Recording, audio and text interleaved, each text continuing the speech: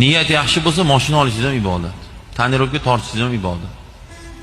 Salqindi deb tortsak, mashinamda ayolimni, qizimni, onamni, hadi birov qarormasin deb tortsangiz ibodat.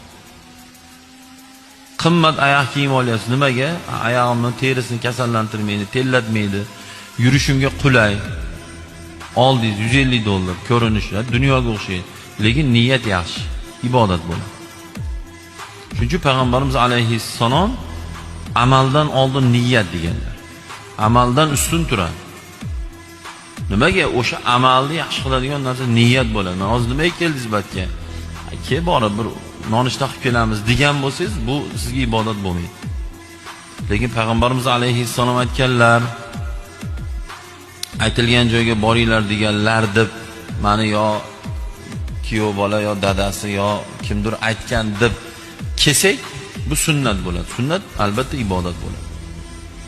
Shuning uchun bizdagi kamchilik hali o tepadagi da'volarda aytamiz-ku, o'sha da'volarga amalda bilinmayapti-da.